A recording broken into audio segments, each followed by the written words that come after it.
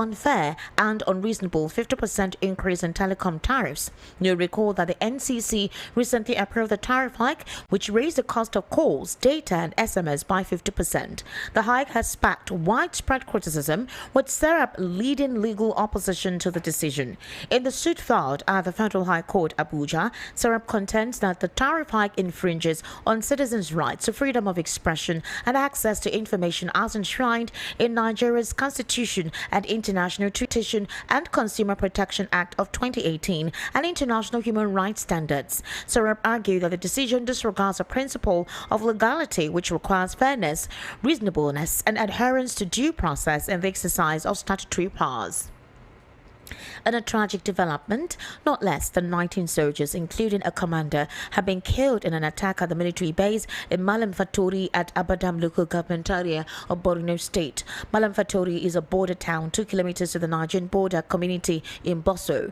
Reliable sources indicate that the attackers who stormed the Malam Fatori military base wreaked havoc for several hours on Friday before dislodging the 149th Battalion. Survivors of the deadly attack reportedly fled to safety. Intelligence sources confirmed that the insurgents arrived at the base in multiple gun trucks, razing several buildings and military operational vehicles during the assault. The 6th Division of the Nigerian Army has dismantled 13 illegal refining sites, recovered 300,000 liters of stolen crude oil, and arrested 15 suspected oil thieves. This was achieved in a major operation targeting oil theft in the Niger Delta region in 1 week. The acting Deputy Director, 6th Division Army Public Relations, Jonah Dunjuma, disclosed this in a statement issued in Port Harcourt today. The operations conducted from January 20 to 26, 2025, spanned Rivers, Delta, Edo, and Akwa Ibom states. The statement also said the General Officer commanding 6th Division, Major Emmanuel Emeka, lauded the troops for their efforts in combating oil theft and pipeline vandalism. In a very recent development, Ekiti State Governor Biodun Oyebanji has said that the report of Sharia arbitration in the state are false. The state's Attorney General and Commissioner for Justice, Dayo Akpata, clarified that the state's judicial framework comprises customary courts, the Customary Court of Appeal, and the High Court. He said, and rather made the explanation in response to a viral video of a Sharia arbitration trending on social media last week. He noted that all matters relating to Islamic, Christian, and traditional marriages, as well as inheritance, are effectively handled by recognized courts in the state without conflict. He highlighted the governor's zero tolerance for any action capable of undermining harmony among residents and its readiness to enforce the law to uphold peace. And that's a wrap on the world news. Obviously, we're heading on straight to the political spotlight. But before we actually start off, I actually have Barrister Fred Nzaku. Barrister Fred Nzaku will be joining me via the telephone. Now, there are intricate issues that I want Barrister Nzaku to help us clarify. For example, the reason as well as the FAC allocation attributed to these states. Now, it is quite surprising that states we thought were highly dependent on certain states weren't actually. They contributed mostly. Meanwhile, some states that we thought were actually active in contributing to the VAT, that is a value-added tax, were quite discouraging. And we need to reason objectively, analytically, what could have been the indices? What were the factors that led to this? How did this situation come to the point it was? And how can the states who are far long behind actually meet up with other states that are thriving, states like Lagos and Rivers? Do stay with us. We'll be right back. The political spotlight commences officially.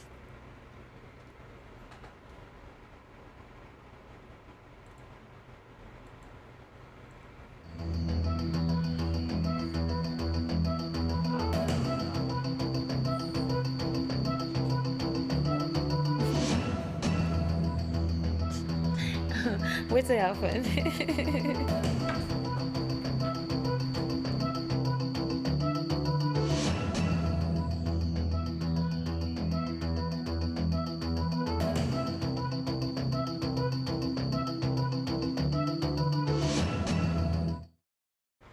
All right, Barrister Fred, good evening and thank you for joining me on the political spotlight. How are you this evening?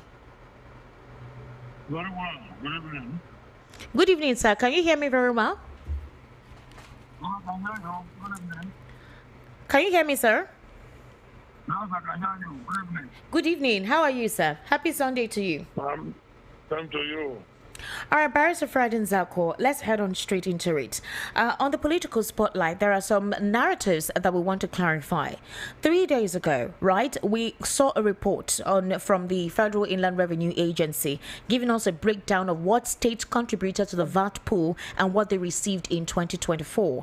The highest on that particular log is Lagos State with 2.7 trillion naira, followed by Rivers and then Oyo, Kano, Delta, Bayelsa, Edo, Anambra, Akwa Ibom, Adamawa, Borno, Niger, Taraba, Kwara, Kaduna, Ekiti, Jigawa, Benue, Ogun State, Sokoto, Gombe, Ebonyi, and finally, to mention all, Imo State came last. I mean, amongst the 36 states in the Federation, Imo State was last. Before Imo State was Abia State. Now, if we look at the only Southeastern state that seems to have kind of done well in terms of VAT contribution is Anambra State. And after Anambra State, we now have the next states to actually look into from the Southeastern zone is Abia State and then Imo State. We were actually surprised because the narratives that surrounded the state, specifically Lagos, is that the Southeasterners are the ones contributing in the VAT purchase, that is in the aspect of contributing more to the accrued tax in Lagos State. And a lot of persons were saying, you people say that without you, Lagos State will not be standing. How come your region is not contributing? Rather, they are collecting more than what they contribute. What could be the objective indices to this? Well, the calculation that you are referring to was calculation based on 2024 figures. Yes. And because the new bill sent to the National Assembly has not been completely produced to become an act or signed into law. Okay. So I believe that calculation is based on the past law that is at the point of being repealed and replaced. And the way the VAT was calculated. Hello, Barrister Fred. Can you hear me? Can you hear me, sir? Barrister Fred. All right, we seem to have a network situation. Okay. Okay. VAT is a consumption tax. Okay.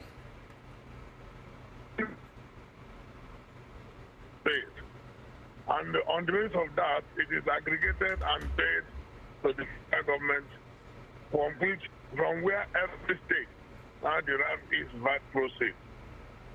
And if you begin to question the amount contributed by each state, you will now give credence to the fact that, and that is the reason why the current administration want to change the VAT schedule, so that it will now become more according to where derivation and not state parity.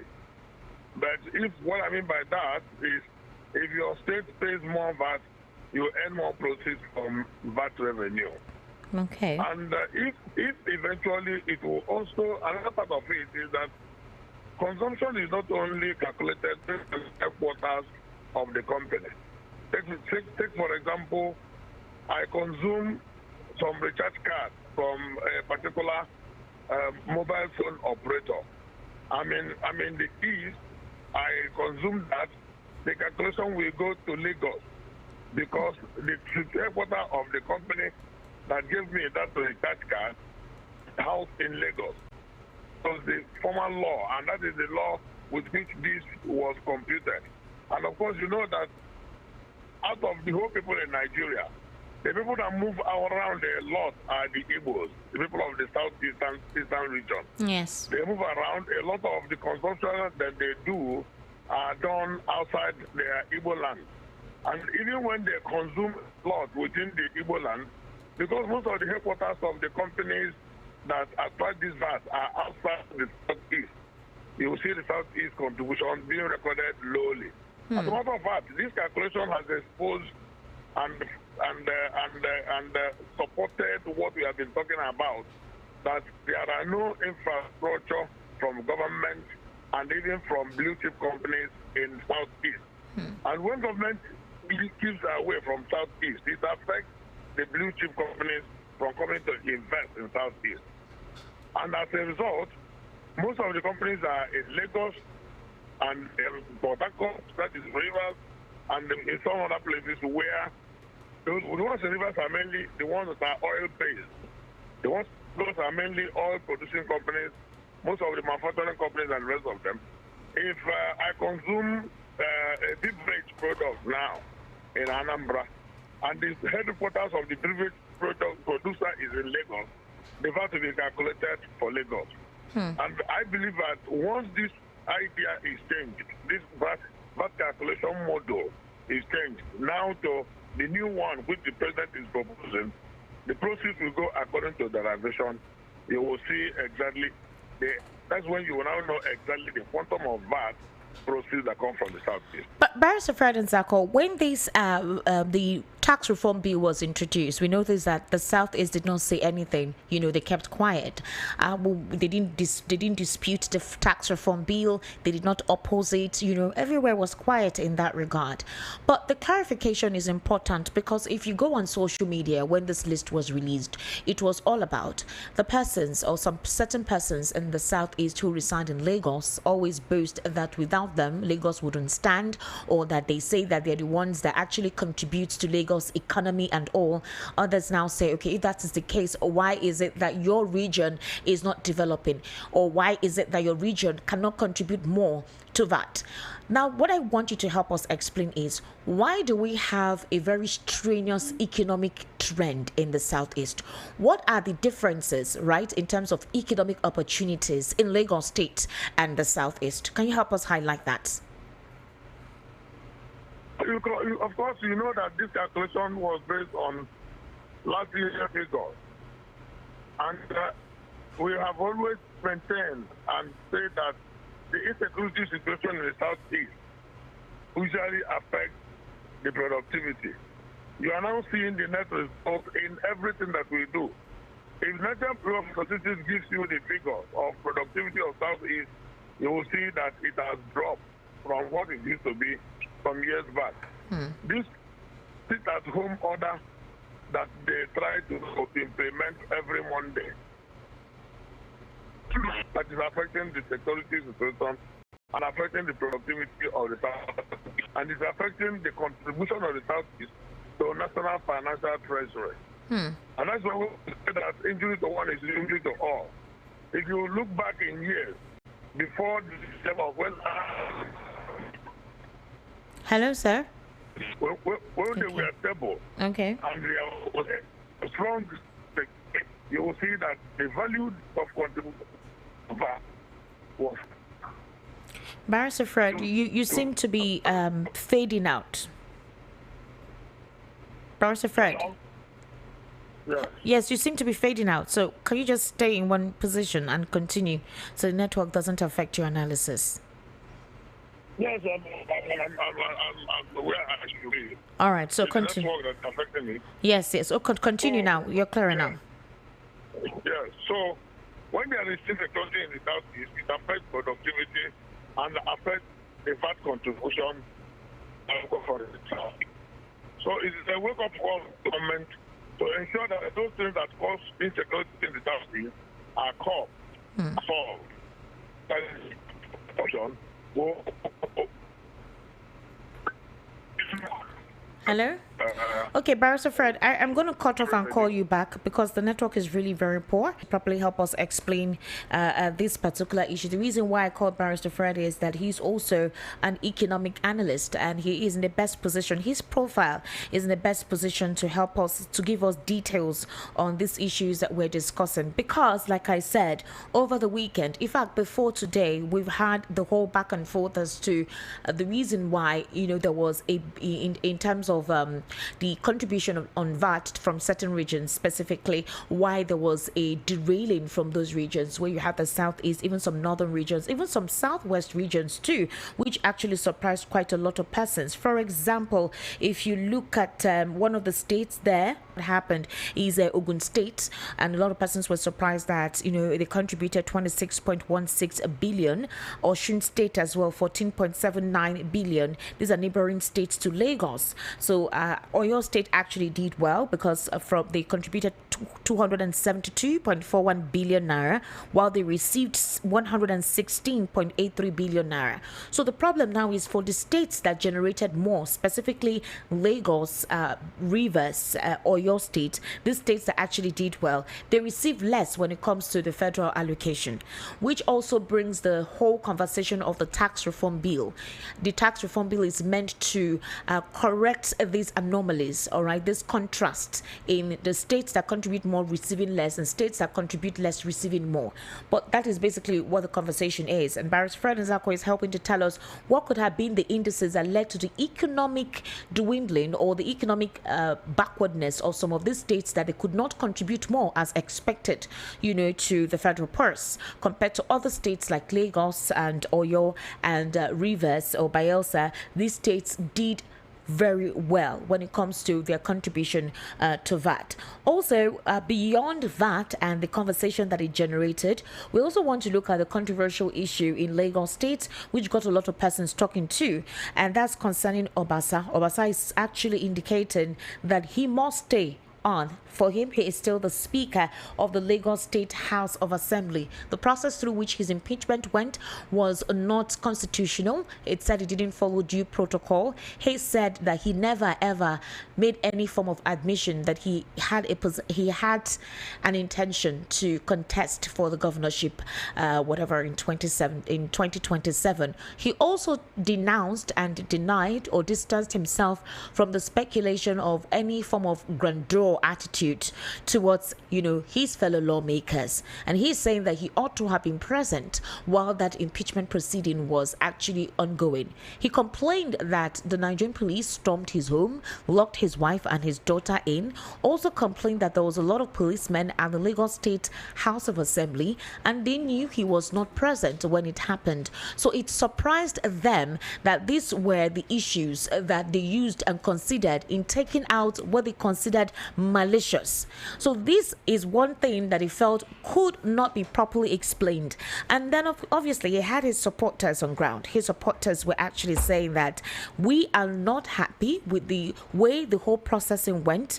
We expected better to have been done by the Lagos state government. Obviously the president had come out to say that as well, that he did not like the modus operandi through which the impeachment process went on. He said it was like a coup, and he was shocked and surprised that this was basically what the House, the method the House decided to what you require or what you desire. You can actually go onto Instagram on ESTANWAZ.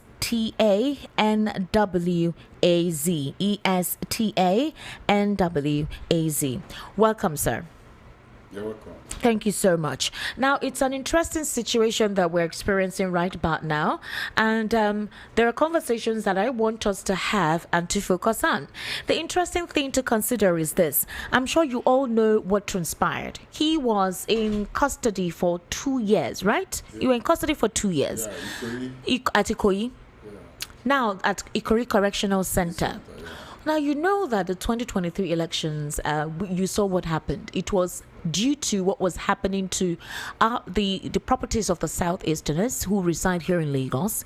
You decided to say, okay, you know what? If the state government cannot protect your people, protect their businesses because they pay their tax, they contribute their quota, then you're going to invite your own security operatives or the security operatives from the Southeast to come in, and they say you committed treason. They actually came to your house as early as 2 a.m. or at midnight. That was where they took you up.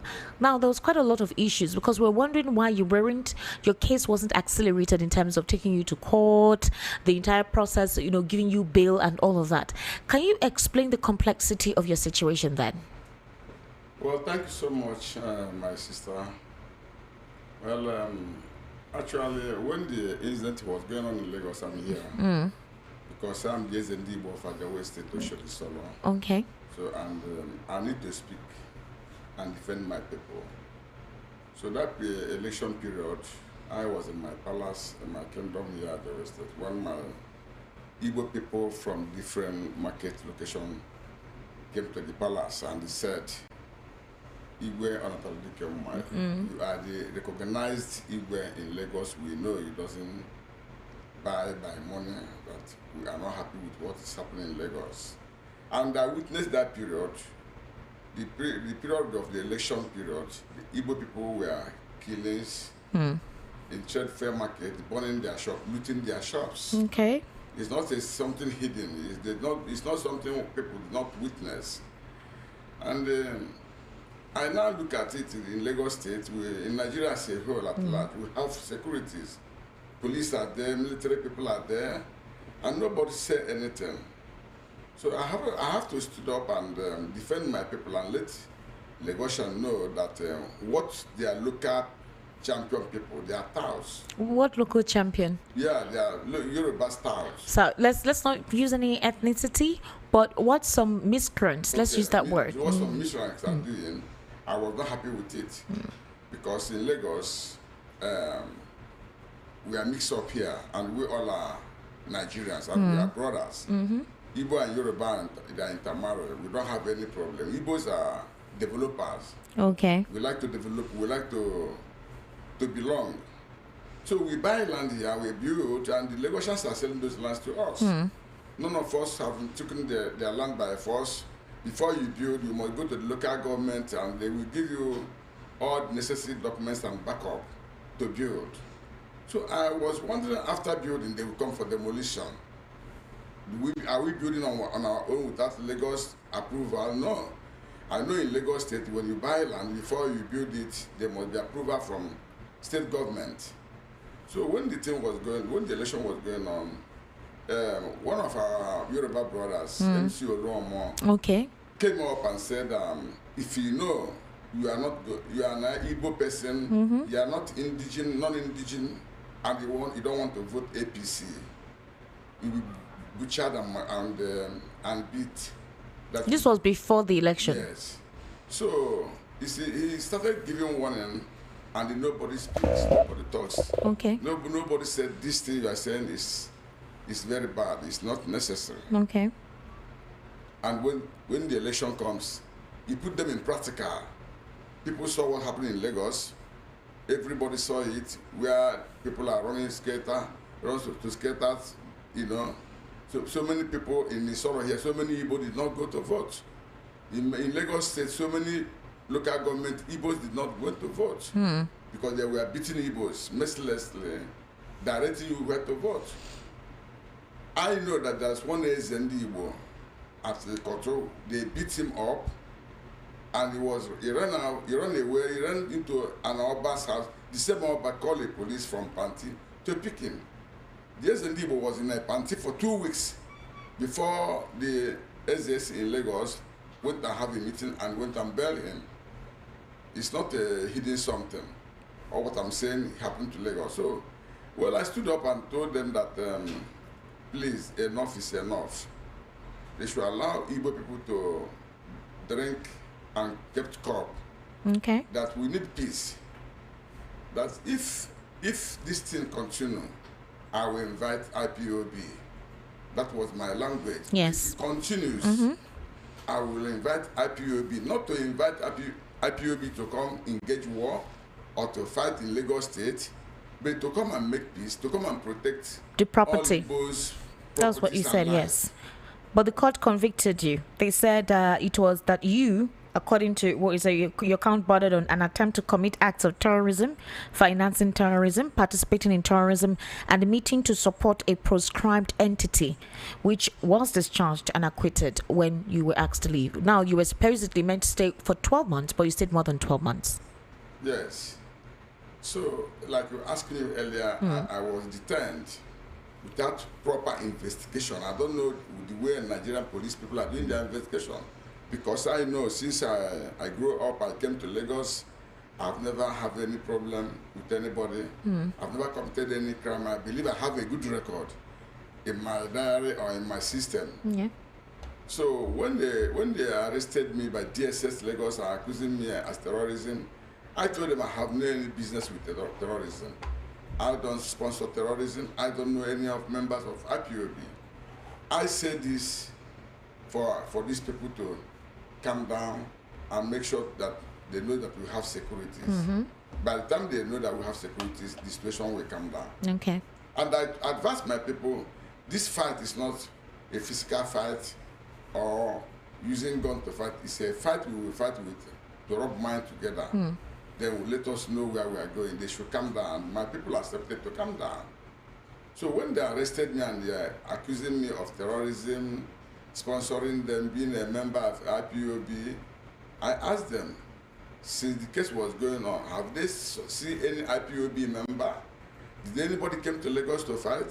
Have they arrested any single person? They mentioned, yes, it was SND of Ajawo State. Is the sponsor? No. There is no evidence. So I was dumped at Ikoyi prison for almost 6 months before they start my trial. Can you imagine? Yes. Is that supposed to be? Yes. So in that 6 months, what were you doing? They just kept you somewhere? They just kept me, telling me that until the case came out from DPP, Lagos State, that they will be, before they will confirm if I have a case to answer. So they kept you before they confirmed if you had a case to answer. So yes. They did not confirm if you had a case to answer before you were arrested at midnight. At all. So they just came, took you up without any court order whatsoever, no warrant. You were now kept in custody. It was then they were now trying to look at what charges Yes. they could actually put on you. Yes. After I've left to DSS, they did their own investigation. After the investigation, they hand me over to Panti Police Station, Yaba, to further their own investigation. DSS did their own investigation for how long? Yes. For how long? I think for a week. What was the investigation about? I don't know. To know your ties or your link with the alleged proscribed they were group? trying to investigate me if I'm a terrorist. Okay. And if I'm a member of IPOB. All right. And if the other party, P2B party, paid me money because they said I was paid by the P2B's party. That's Labour Party. Labour Party, that I collected the money from Labour Party. They were into my account. They want to verify if any business transaction was transacted between you and that period.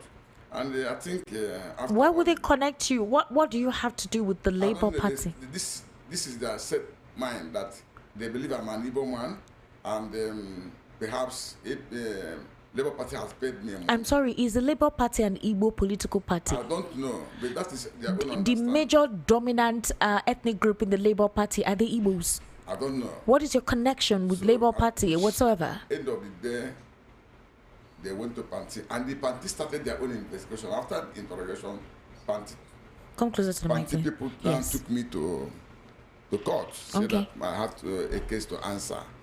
From Yaba court to Ikoyi prison. They remind me there. So from Yaba to Ikoyi prison, you were remanded. Yes. While you were being remanded, they were now trying to search for cases or whatever it is they could use to tag you or tie you to it. So all that process, you were just hanging there. Before the Ikoyi prison, they took me to the DSS, Panti Police Station, and the Ajawo State Police Station, where I reside. They all came for searching. They came to search your premises, my house, for them to confirm whom I am, if they will get anything. At the end of the day, they turned my house upside down and they got nothing, which they testify in the court. They could not got any single criminal things or anything pertaining to IPOB with me. And I was looking at them because I know I'm an innocent for the whole accused. So we entered trial. For 2 years, I was there. For 2 years? Yes. Officially, they say 12. They said 12 months. That's what is on. What is there officially? The 12 months they mentioned is that they said that sentencing is 12 months that I was You impersonated. For impersonation. Yes. Who were you impersonating? Which I asked the question. I asked Lagos State, have I been to Oba's meeting? No. Have I won the claim to be is of Yoruba, Oba of Yoruba? No. I've never had a meeting with them. I've never gone to local government. Their governor is not paying me. They are not paying all this and because we are not gazetted in their system. We are not Yoruba. Yorubas in Lagos here, they are number one citizen before Igbos. Igbos, we are second-class citizens. Why? Why are you saying that? No, because this is their state. If I die today as an Igbo man, my cost is going to my state. They can never bury me here. Okay. Because as it is, the little I know, if a Yoruba man from the west came to Igbo land and he bought a land to live. It's not an Igbo man. It is a visitor to that state. Anytime he has every right to go back to his state. So, and we are not contesting with them that we are Yorubas, we are Obas. No. If other people are contesting that, I know I never contest that. So I let them know that, first of all, Igbo people choose me to be their leader as Eze in Nwajagu State. And I did all necessary things to become Igbo, and they gave me certificate. To become an Eze? Because by birth they're already an Igbo. Yes. I have my certificate up to this date.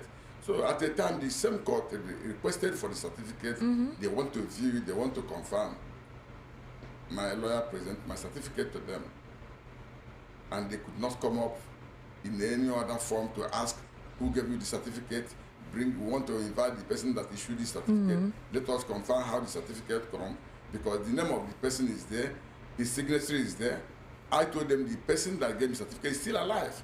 It's the PG. So who was the person? Because somebody must have said something for them to charge you with impersonation. Because that was not your first charge. You were being... No, is that one of our Igbo brother, his name is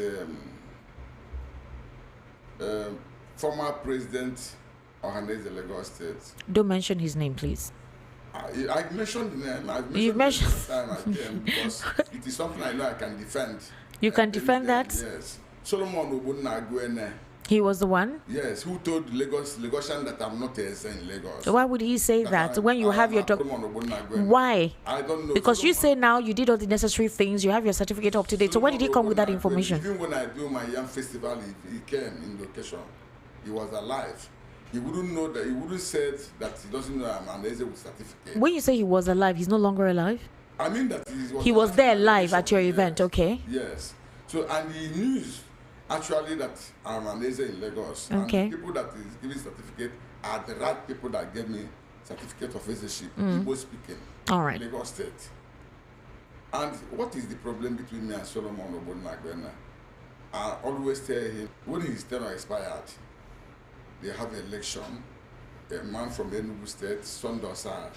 Sondosai, when the election came up, Sondosai won him. And he said he will never step down, that his tenure has not expired. Do you understand? Yes. So everybody was looking at him. We were dragging the case, although I'm not part of it. I'm not following them dragging a case, but I told him the truth. Because I know that Sondosai won him. He said he will never step down from the seat. Okay. From there, he took Igbos, his own brothers, to court, saying that he will never step down. I wish I told him, my brother, we are not dragging anything.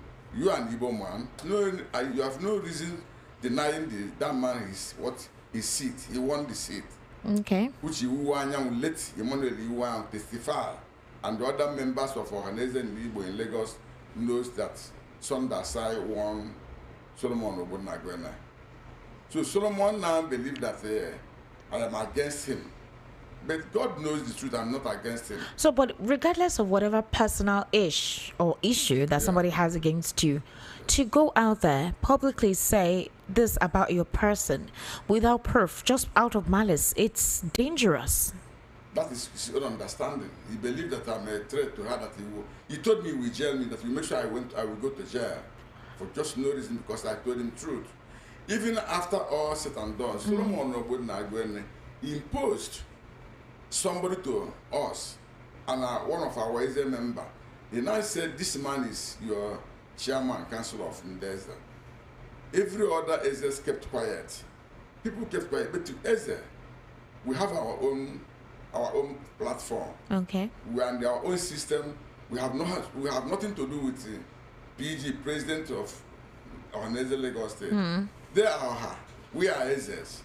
So I called him, no, we have our constitution, the way and manner we go about it. Whoever that won the seat will be our chairman. You cannot impose somebody to us. Say that after you slept with your wife, both your wife dreamed that this is a man that is going to be our chairman.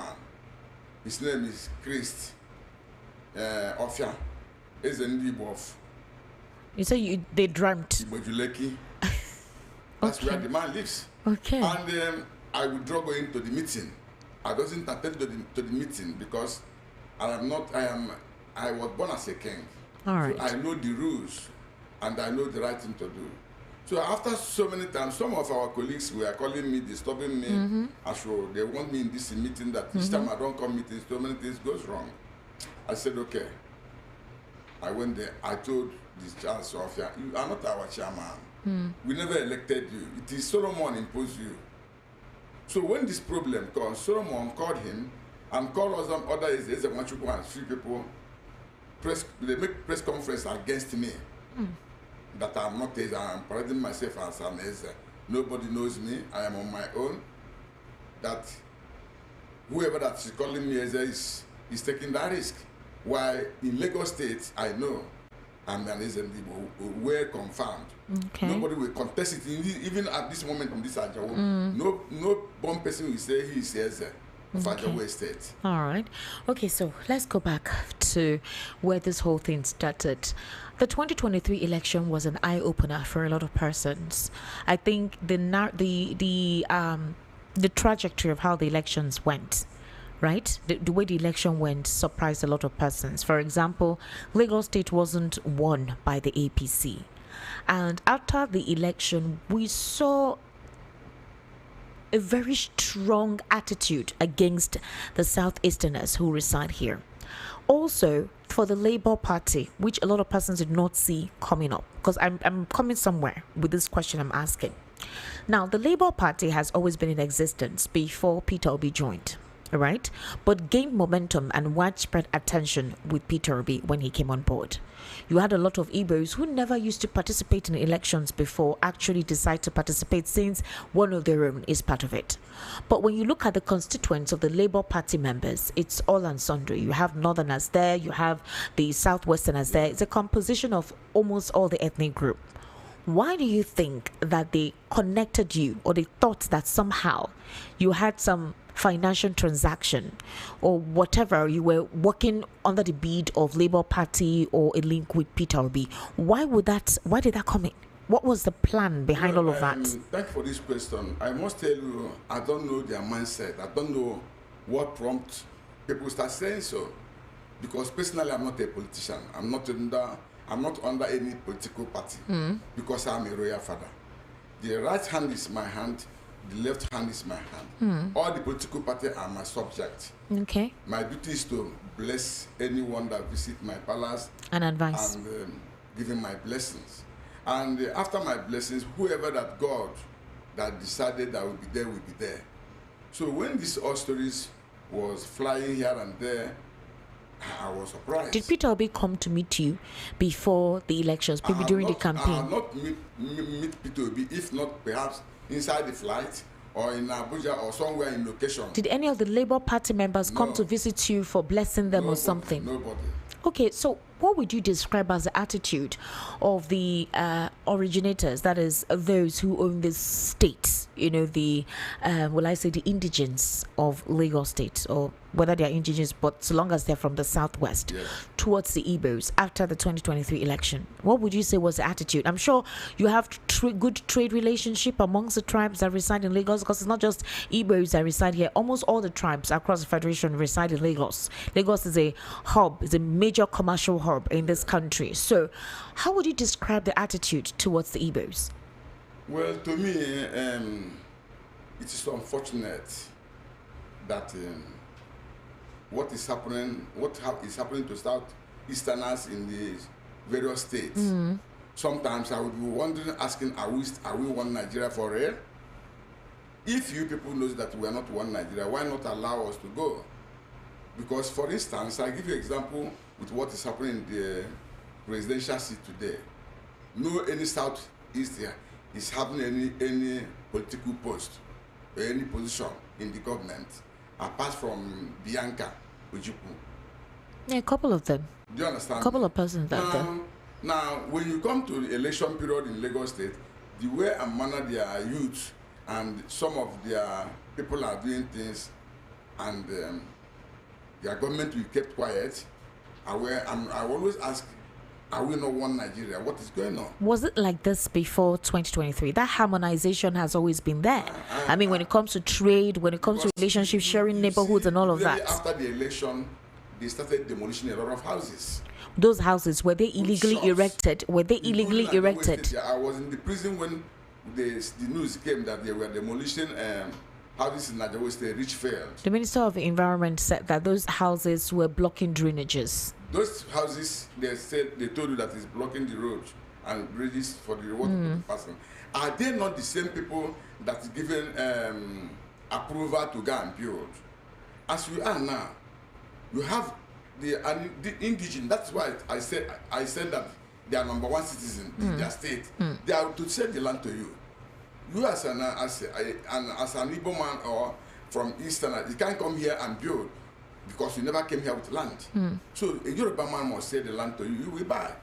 And after buying, they will give you all necessary documents that covers you buy, that they sold to you, either by lease or by, no matter whichever way you bought it, they definitely bought with all the receipt. Then when you want to build, you go to Alausa, you go to the local government, they will give you all approval. The same people that gave you approval to build, the same people will see you start building, and they will not send signal. Here is not for building. Here is not for commercial. Don't do this. They will not come and tick it red.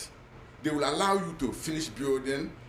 Suddenly, one day they will come up overnight, say what you build, where you build this is not necessary. It's blocking blockage. You're doing this. Okay. Before you know, they demolish the house.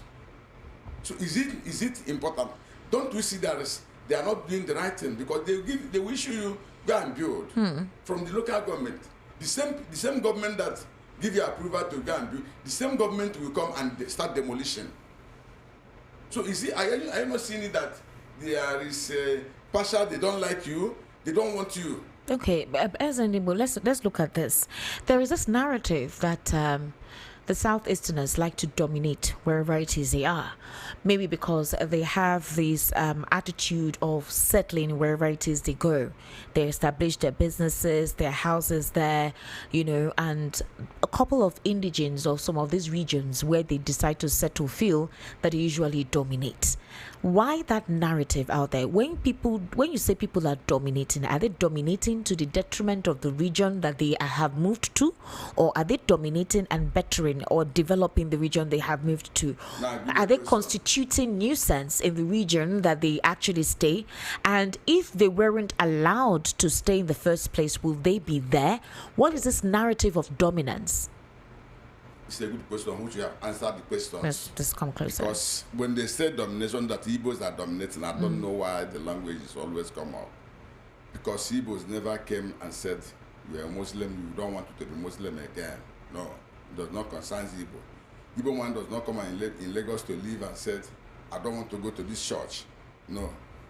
They like to develop, they like to build. Anywhere an Igbo man stays, he would like to make that place comfortable as a home. Okay.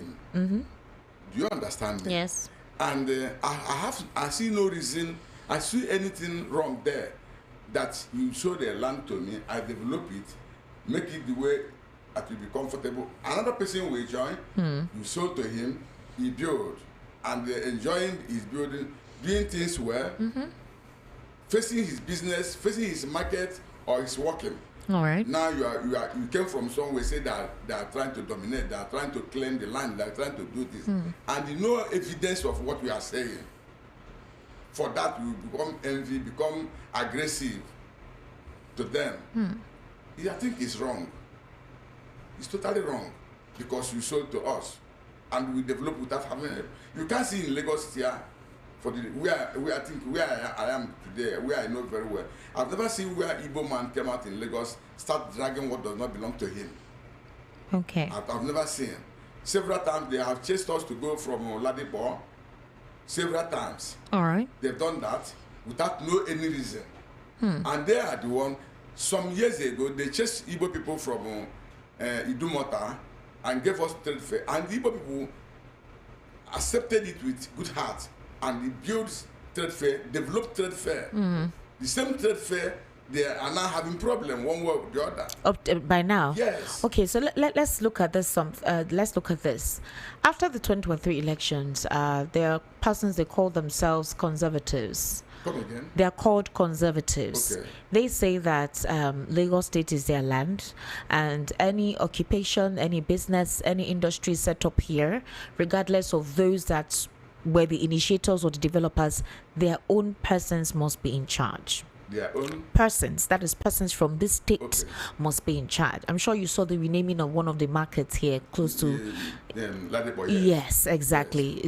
So now that is the concept, that they're trying to drive at. And they're actually saying that in trade fair, there is no how this is their land. They allocated the land to you, even if you're trading there. But their persons have to be the ones to dictate how activities there go. Now I tell you, Okay. without wasting much of your time, is wrong. Why In is any it other wrong? State, they don't do that. Okay. There is no state in Nigeria you will come and build and you are selling in your market. You have the same group of people, the same language, the same type of business. All the people are there.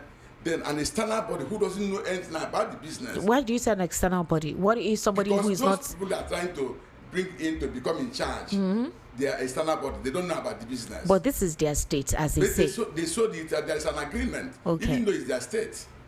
There's an agreement. The government of the state gave the location, go here and build and do your business. If you, as an indigenous, you want to join the business, you are free. Igbo man can have no any right to tell you, no, I'm an Igbo man, I'm selling spare parts for that. You don't sell your spare parts. No. You come and join them, you are free. And immediately you are joining them in the team of the business, you have every right to contest either the chairman of the market or the secretary or whatever. And Igbo man cannot tell you no because you're Yoruba man, you are not involved. Since you are part of the market, you are part of anything that is happening in that market. Okay. You are part of the election. If they are doing conducting an election, you must be part of it. So the style, the system they are now using, because I saw it in the news in Ladipo that Yorubas are going to join Okay. in the market. In the leadership of the market. Yes, leadership of market. Okay. Even without any of them have single shop, they are not in the business. They don't know the business. They don't have the shop. What is it not an envy? It is an envy. But they say it is their land. No. That they must, you cannot come is to their their- land, dominate a certain place, and if they want to be part of it, in fact, one or two of them must be tell part you, of the it is their leadership. land. Yes. But the people that are there for this moment, it is their land because they pay for it. Government located it to them. What if they have changed the laws? What if now things have If they have changed? changed the laws, they must let people to know that they changed the laws. You If they- cannot come overnight and they start fighting for something that nobody knows how it comes. Okay, so what? For instance, now, yes, you gave me a house in Nigeria State. It's a Yoruba man, it's a landlord. I'm living in that house. Tomorrow, the same landlord will say, you will come and live in my house with me because he is the owner of the house. Okay. At that moment, I'm living there. I'm the owner of the house. I'm paying him. He's no longer the owner of the house. Biologically, he's the owner of the house. But I'm paying him. There's an agreement we wrote before I came into the house. So for him to come to my house and start telling me, hey, I'm the owner of the land. I built this house and I gave it to you for that because I built this. I want to come and live with you. It's not going to be possible. Okay, so but do you know if there is a system through which they being part of the leadership does not mean they're interfering in the business activities in that market? They just want to be identified as original owners of the land and they want to be nobody- part of the leadership. listen. It doesn't mean that it's going to cause any dispute listen. or whatever. Nobody is denying them their right that the land does not belong to Yorubas. Okay. Nobody is denying that. And no single Igbo man will deny that or we claim that. For instance, Tejo Show Market, Okay. Ladipo, Idumota, Ojalaba, Trade Fair, all these are Yoruba land. Okay. Are you getting me? But the majority in these markets are Igbos. The majority in all these markets are Igbos. So because Igbo people are selling their market, they're doing their business, and you came and claim that you want to be part of the Leadership. leaders of the Yes. market. Yes. If they ask you any question about that market, you can't answer. But they don't care about questions or No, but whatever. They just need to want to care. be there. They need to care. You don't need to come in because you're not contributing anything in that land. They say they want to monitor the activities in the place. It's not normal It is very wrong. Well, they have decided to change the laws. What will happen then? The things they are saying that they want to belong, they want to be a part of. There is no in any other state where it's happening. So why must their own be different? How do you know it's not happening in any other state? Is out of envy and jealousness without understanding that we are brothers and sisters. We are one Nigeria. Do you understand me? You can now, for instance, I'm in your office now. This place we are now, this compound now, this building now, owned by Yoruba man. Then tomorrow the Yoruba man will come and tell you he want to come and monitor you and tell you how to operate in your business. You want to become a part of your chairman in your office or company. Why does not know anything about your business? You will be sudden. There will be a question. What is causing this? So why do you think, what do you think caused this? Was it the elections that caused this? I mean, something they didn't used to be part of, something they no longer used to pay attention to. And then when the elections happened, Labour Party won Lagos, they felt that it was is it possible that they would have lost Lagos State if it was only the Igbos that voted for Labour Party?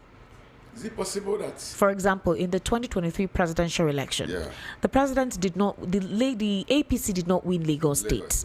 Now, possibly because of the fact that it was an opposition political party that won Lagos State, the general idea or perception is that it was the Igbos. The question now is, are the Igbos so much in Lagos that they would have been able to usurp the APC in Lagos? I got your question. Because it's surprising that after that election, a lot of hatred, strife, bigotry came up from nowhere. By a number of people in Lagos. Yes. Non-indigenous is popular than Lagosian indigenous. Non-indigenous? Yes. Are you sure? Why sure? Non-indigenous is from other tribes, not necessarily the Southeast. Yes. So why is it? In election, it must not be only Igbos that went to vote that day. The thing is, even there were more Yorubas. Yes. There's Calabar, there's other states. But sometimes even Kwara or your call them Igbos. But without to remember that it's every tribe in Lagos that does not a Yoruba tribe is not an Igbo. It must not be every. So the question is, why is it against the Southeasterners? Because, like you said, majority of ethnic groups in Lagos are from, it's almost you can find every representative of any ethnic group right here in Lagos. Yes. You'll be so surprised that it's not even the Igbos that are dominant in Lagos. Thank God the census is coming up very soon. We're going to be having a census very soon. And you will realize that you have more tribes who reside here than the Southeasterners. So the question is, why the Southeast? Why I'm asking this is, if you go on social media, the strife, the hate is so bad. Every conversation is tribal. Everything is tribal. It's like there is a deliberate attempt to stoke what transpired in 1966. And what is surprising is that government agents, representatives from the government, nobody is saying stop this. Nobody is saying you guys don't do this. Nobody is putting a law like they put a law recently on anyone who abuses any serving minister or government or the governor or the president or their children. If you do that, you'll be imprisoned.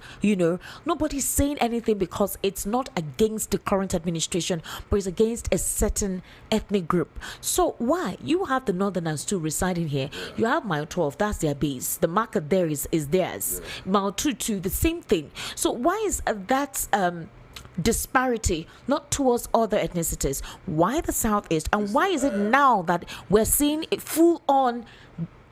The Southeast. I don't want to use certain words. Is an Israelite.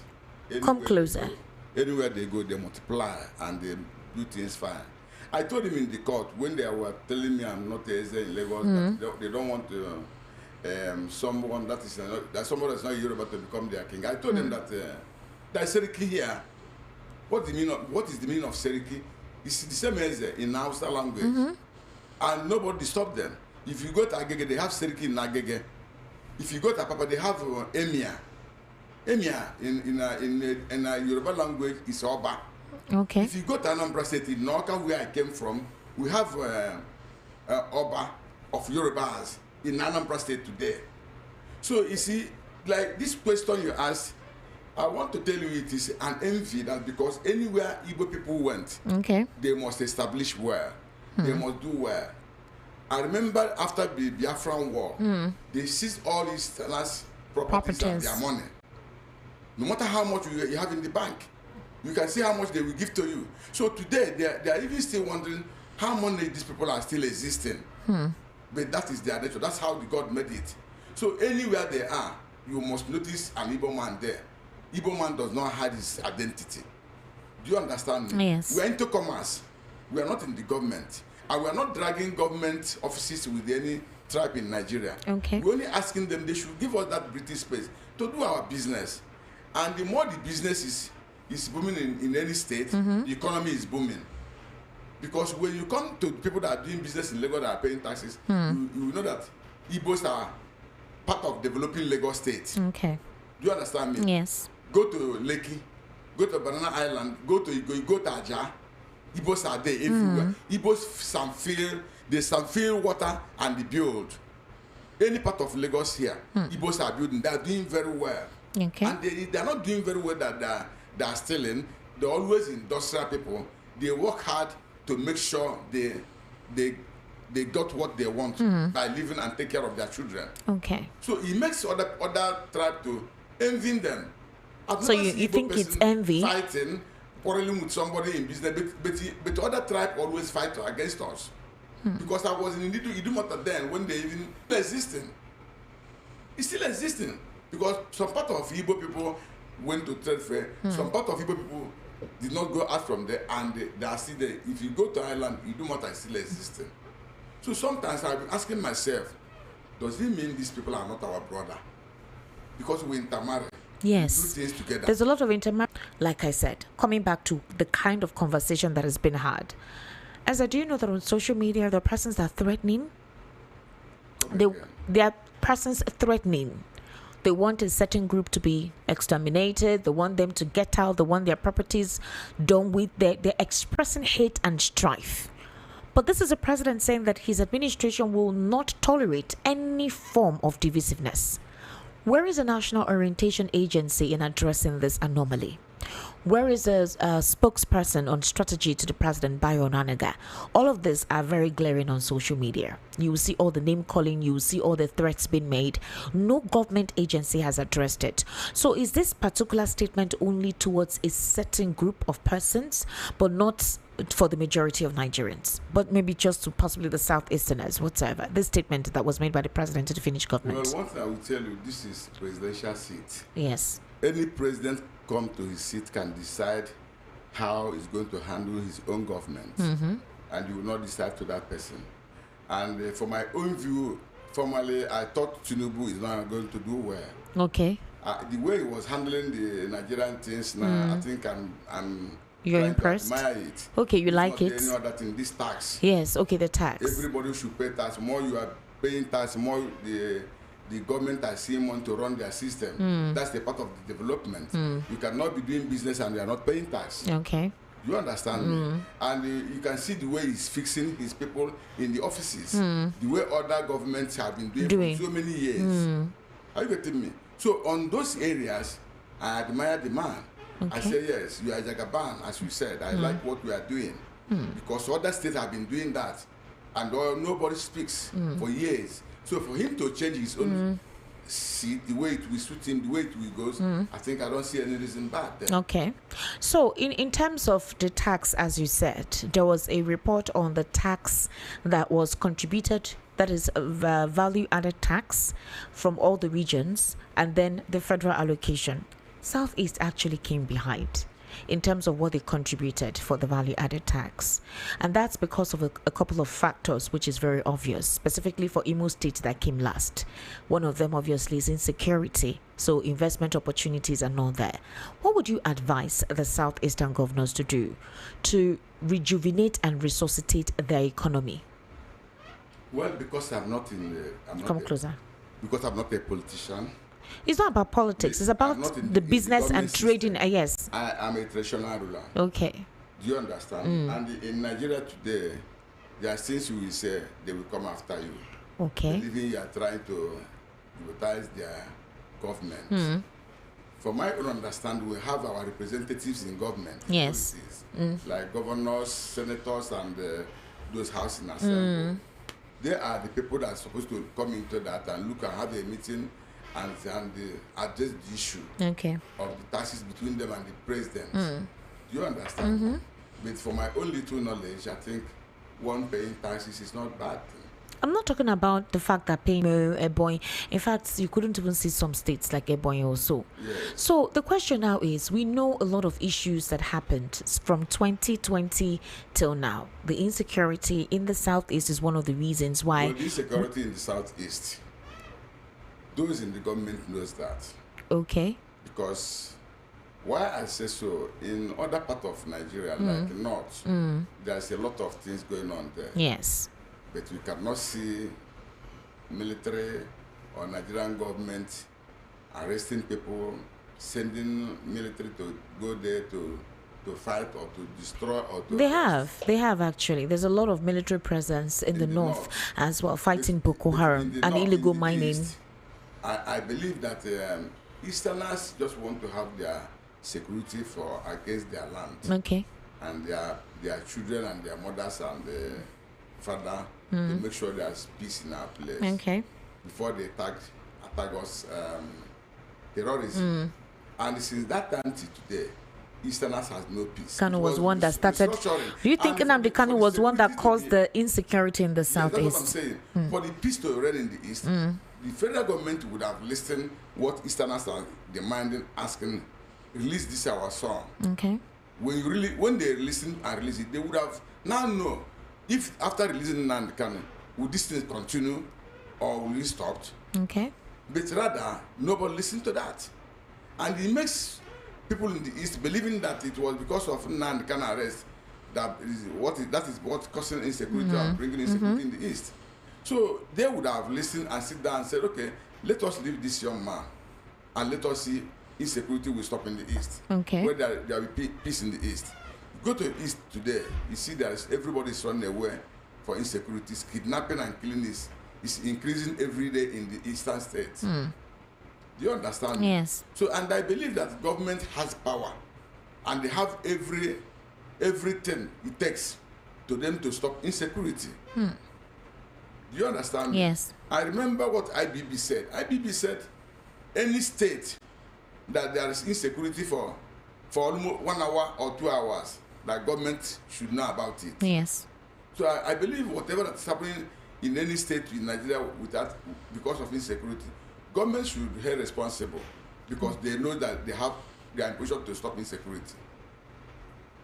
All right. Do you also think that the question I wanted to ask you, I was trying to ask you is, do you think Nnamdi Kanu was one that started off the insecurity in the Southeast with the statements that were made, with the Monday sit-at-homes, the threats that were made, with the fact that a lot of criminal agents have now taken it upon themselves to continue? Nnamdi Kanu never mention and tell Easterners to be sitting at home.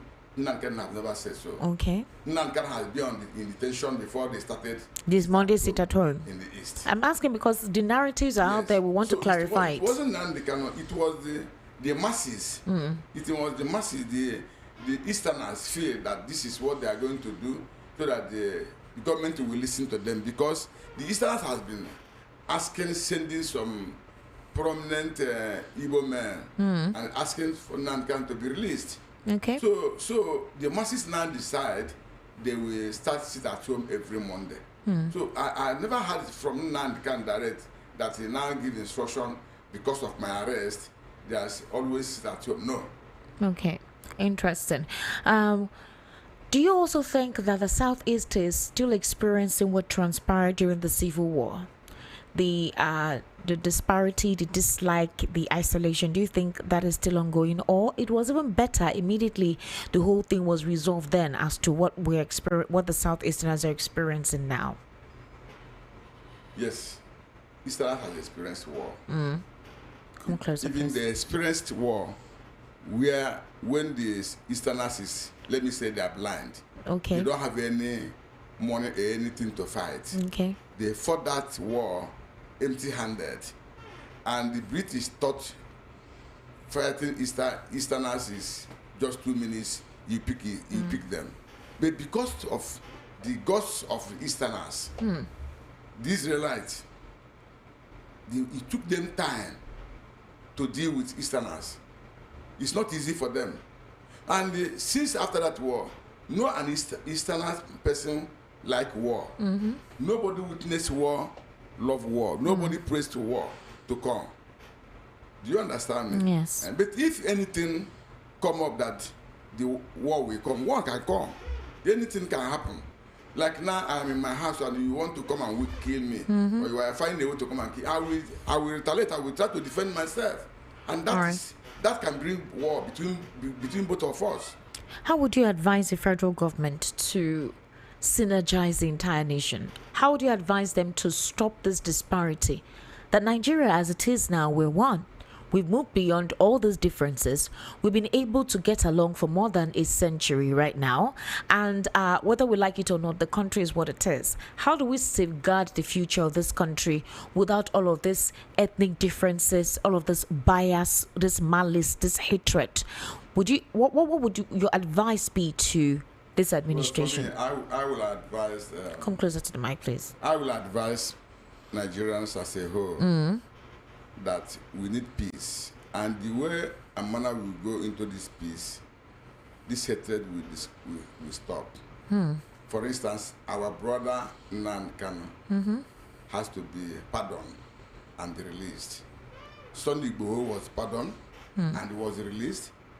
And what Nan Kanu is saying is something Sunday Igboho was saying. Okay. There's no difference. And Sunday Igboho did not carry a knife. He never carry a gun. He just mouth. Okay. Let's go this way. Let's go this way. The same way Mazen Nan Kanu is saying. Nan can never show knife. He never brought any gun. He never fought anybody. He has never killed anybody. He was only saying restructuring.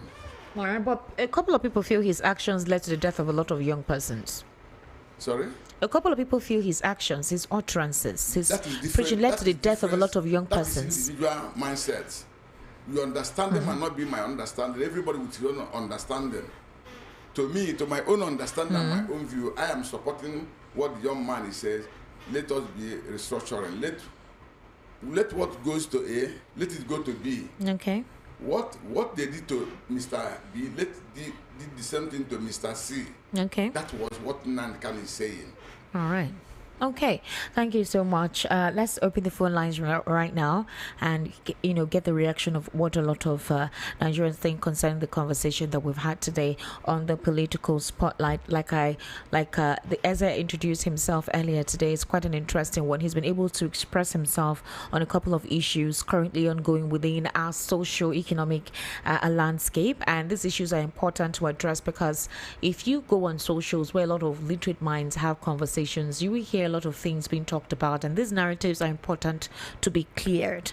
All right. If you're actually watching us virtually, we're streaming live on YouTube at VOP 903 FM. You can also join on social media on Instagram at ESTANWAZ. We're live ESTANWAZ. If you cannot connect properly to the YouTube, you can actually join us on socials. ESTANWAZ on Instagram. We are live there. Now, the number for you to call is 080-3692-9933. 080-3692-9933. And the WhatsApp number is 0817-1756-338. 0817-1756-338. You have 60 seconds. Also, if you call and you cannot hear me, please go ahead and just introduce yourself and respond or tell us your contribution. Go ahead and talk. If you cannot hear me, obviously I can hear you. All right. Okay, so let's begin. Hello, good evening. Welcome to the Political Spotlight. How are you? Hello? Hello?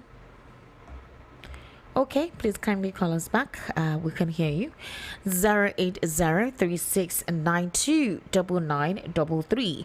That is a number to call. 080-3692-9933. And the WhatsApp number is 0817-1756-338. Hello, good evening. How are you? Hello? Okay, we can hear you. Hello? All right, kindly call back, or you can call the WhatsApp line. I think that will be preferable since we're having issues hearing you. Yes. Hello. Good evening. Welcome to the Political Spotlight. How are you? Hello. I'm okay. Happy Sunday. Same to you, Margaret. Can you speak louder, please? Your voice is very low. Yeah, yes. Can you hear me properly now? I think I really appreciate you bringing the SSA online for us to really know the in-depth of things that has happened. But what I see in all, me as an individual, is that hello, can you hear me? Is that hello? I can hear you, but you still sound faint. So I don't It's know like what is the issue. Go ahead though. it's like yes, it's like there's a particular thing that it's like the Easterners are like likened to the children of Israelite. The Pharaoh on this side and the Red Sea on the other side. The military apparatus fighting them. And this other side, the government is not on their side. So it's like they just want to extinct this tribe from this nation. But why? Don't know how the government will really come. If they want to solve this problem, they can solve it, like the man has said. So if they don't want us to be together, then let us go our separate ways. That is it. God bless you. Have a wonderful weekend. Thank you very much, Margaret. I sincerely do appreciate you calling. Please, I think it would be better if you call the WhatsApp line as well, because I cannot hear you when you call. Hello, good evening. Welcome to the Political Spotlight. How are you? Hello? We can't hear anything.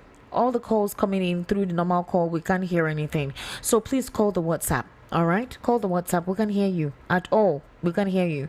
We don't even know if you can hear us. So call the WhatsApp line. The number to call is 0817 1756 338. That's the number you call for now. Hello? Hello? We can't hear anything from the normal call. So please call the WhatsApp number 0817 1756 338, or you send a WhatsApp message. All right, so we can read it out. When you call in on the normal call, we can't hear anything. Nothing at all. Hello? Good evening. How are you? Oh, we can hear this one. What's your name, please? Hello? What's your name? My name is Frank. Frank. Yeah. Okay, Frank. Where's your location? Hello, Frank. Hello? What location? Where are you calling us from? Can you hear me? Hello? All right, Frank, kindly call us back. It seems you can't hear me very well. The network is poor. I don't know what is going on. Hello, good evening. How are you? Hello, good evening, Esther. Yes, good evening, sir. What's your name, please? Yes, I can hear you, and I think it's also audible, on the radio to everybody to hear. All right, thank you very much. My name is Cook. I'm calling you from Ojo. All right, sir, please go ahead. Well, I appreciate your guest, and it's unfortunate all these experiences. Then I just want to let him know, I just want to put it that statement of if insecurity, continues in any community for more than 48 hours, get to Abacha. So then finally, I think the Igbo leadership should, gather themselves together and, have a meeting with the government, because it's not a personal issue that can resolve this matter. Thank you. Thank you very much. Thank you so much. All right. The number to call is 08036929933. 08036929933. Hello. Good evening. Welcome to the Political Spotlight. How are you? Hello. Yes, hello. Yes, good evening. What's your name? My name is Chris Chris, location, please. from my tool. Okay, go ahead. What I want to contribute for that the Inland case, they have to release the young man, please. Let them release the young man, because the young man have suffered inside cell. And when they release Nnamdi Kanu, the fact is there will be peace in the fact is. Please, and I want to give you people a kind of assignment. You people have to go and ask all these former generals why Igbo person have never ruled Nigeria since after the war. It's like there is a kind of agreement that they made or with the British that Igbo man cannot rule Nigeria. Because you people can see when Igbo people come out, some of them, some tribe will be talking or be saying that they don't qualify to rule Nigeria or something else. But go and check very well this thing that I'm telling you now, and go and ask IBB, the Danjuma, Obasanjo, and so many of them. What makes Igbo person never rule Nigeria? Please, I want to hear it from you. Any moment from now, go and ask them again. All right, thank you for the assignment, sir. Thank you. All right, thank you. All right, the number to call is 080-3692-9933, 080-3692-9933, and the WhatsApp number is 0817-1756-338.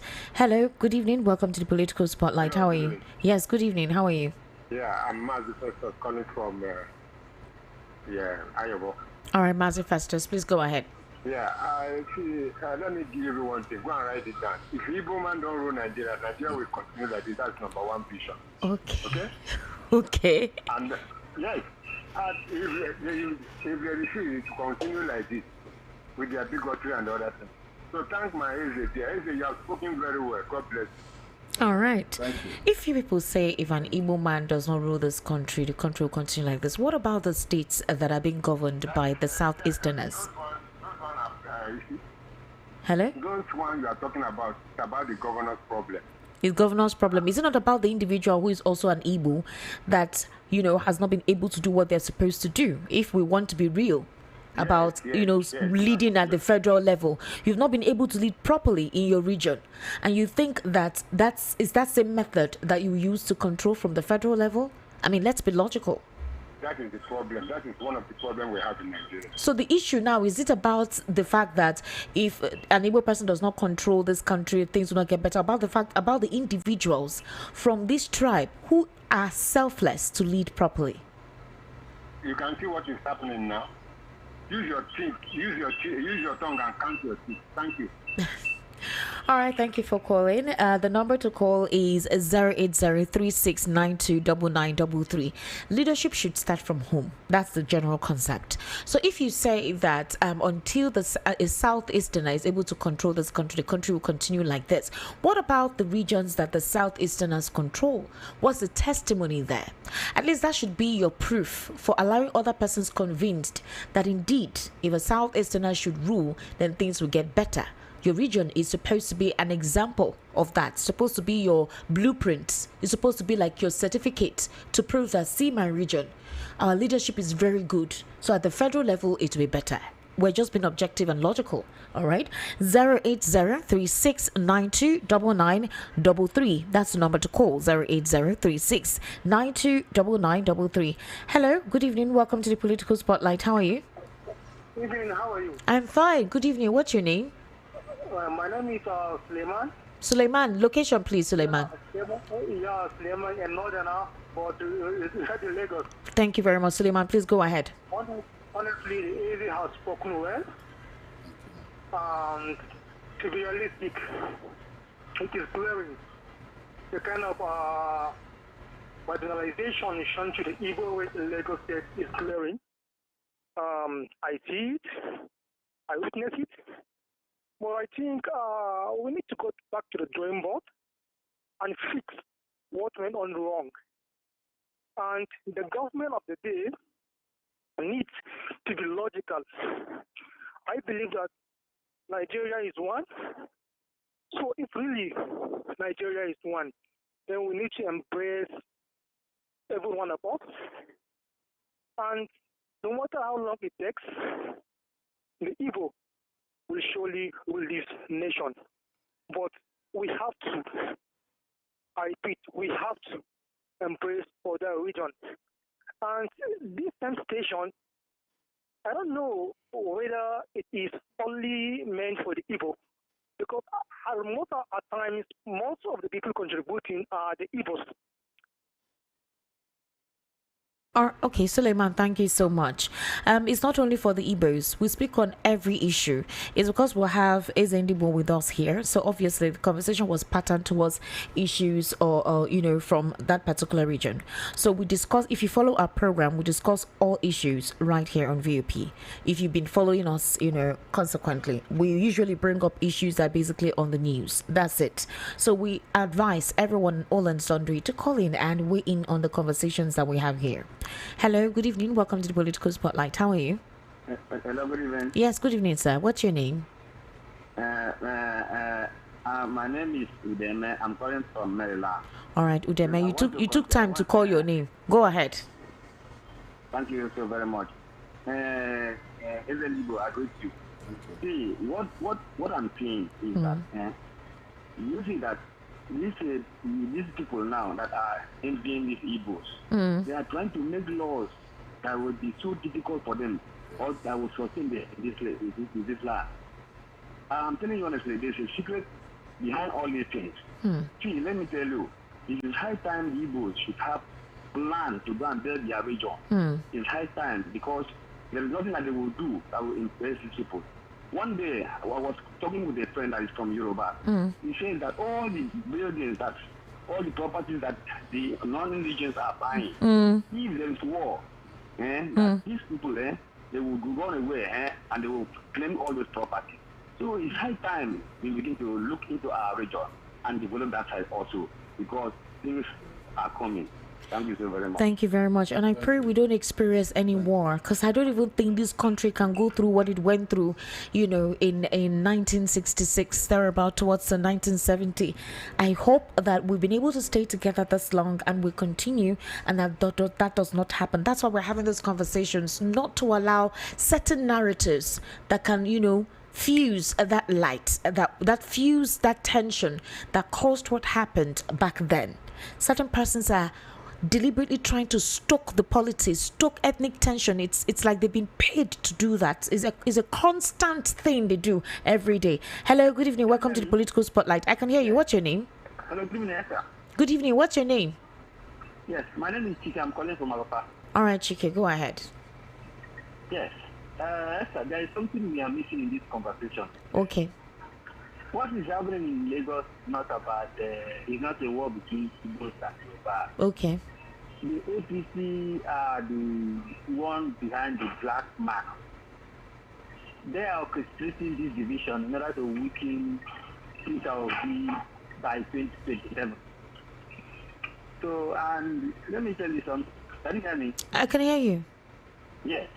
So, at the end, what is happening may be misunderstood by people, but APC have no character to win elections. The only thing they do is, when they divide the people, buy votes, send talk to go and attack voters, then use money to do some more kinds of evils against the people. So, but by the time we understand this, especially people from the Southwest here, by the time they understand this, it's better for us. But I also want to let everybody remember that this kind of thing was the reason why Ojukwu decided to embark on war during the Biafran war. So, and the government should do more. Exactly. By trying to, to stop this kind of thing. Exactly. It's very dangerous. It's very dangerous. So that's the truth. It's dangerous. When the matter cast, man, it's not only the Igbos that will survive. Exactly. Everybody can be a victim during That's true. crisis. Thank you very much. They should be very careful. Thank you. I know what I'm telling you. If you go on X, on social media, you would see the kind of narrative there. And these individuals, I don't know who paid them. I don't know who is sponsoring them. But what they are doing is so dangerous that, like he said, if anything comes up, even the innocent that were not part of it will be affected. And it will take us back centuries. It will take us behind, because we're just trying to cope. You heard what the second person said before the last person. Yes. All this building they are building in Lagos, they're going to, time is coming, they're going to clean it. That will declare war, and you cannot clean it. You must run away, and They will take it back. Yes. And this is all their mindset. This is all their target. That's why so many of them are lazy to work hard and build. That's why so many of them. Let me tell you, I find out. I can tell you that there the government are duping Igbos. You can't say that. No, listen now. I can defend it. You can't sell a land to me to build. At the time you give me documents approval to build, you collected the money, you allow me to start building, and you have your satellite eyes. The government are there watching you. People are seeing you when you are putting on petition. You are coming up. Nobody came to mark it right. Nobody sent you from local state government. Go press the paper. Don't build here. It's not. They will allow you to build finish. Before you know it, they will come for demolition. They will tell you government don't want you to build here. This and that. Is it? Are you not? Who is cheating who? Who is trying to betray who? The thing is it's so funny. It's painful. It's very painful and so funny. All right. Remember that in the Constitution we're all one. And all of this disparity needs to stop. That's the conversation I feel most media houses are supposed to be having now. Because the narrative is wrong and the consequences of whatever it is certain persons are stoking because of political relevance is dangerous. The number to call is 080-3692-9933. 080-3692-9933. That's the number to call. Hello, good evening. Welcome to the Political Spotlight. What's your name? Good evening. Yes, good evening. How are you, sir? Yeah, my name is Anthony Okoya, calling from Kudu. Okay, go ahead, sir. Yeah, there is nothing that will move well except Nancy Carlo is busy. Because that young man did not commit any offense regard to for him to be in custody. Are you sure? With all the remarks he made? So, for that reason, if he is released, there will be great peace in Southeast as in Nigeria as a whole. All right. So, I don't know why they put the statement only in Southeast. Nnamdi Kanu did not commit a sin or commit anything that is not pardonable. That made the federal government put him in DSS custody up to now. So I'm pleading for the federal government to release him. Releasing him will bring the peace in the Southeast. I greet you and I greet SND. Thank you.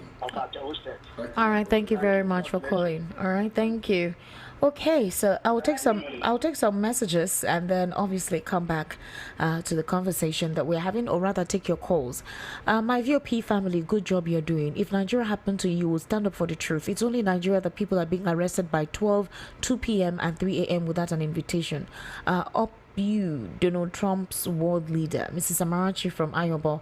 The narrative of domination from the Igbos is because they are not partial and they see everyone as they see themselves. All right, good evening. You guys should stop this anti-Yoruba propaganda you're doing. It's not needed. I lived in Onitsha for 12 years and I know that you people cannot tolerate half of what you do here in your states. George from Ikeja. George, I wish you would call in and let us know the angle you're coming from. What are the issues? What are the experiences you've had? Or what stories you're being told? That is why we're having this conversation. Nobody's giving up any propaganda or trying to create any narrative. We're all speaking the fact that we are all in Nigeria together. So if anything harms any region, it affects every region. The insecurity in the northeast right now is not affecting everyone.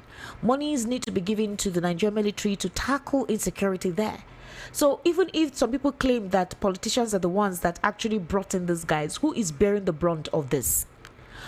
Recently, Adams Oshomole said that it is generals, retired generals, that are the ones responsible for illegal mining in Zamfara.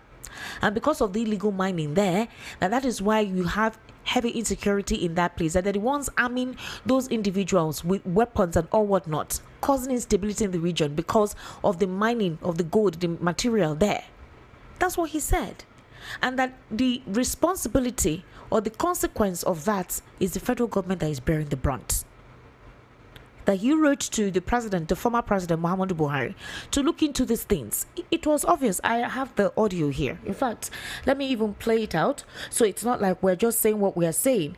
If anything happens to any region in this country, it will affect everybody, regardless of where you come from or whom you belong to. Everyone will be affected. And that's why we're saying, do not stoke the polity. It's not going to help anybody at all.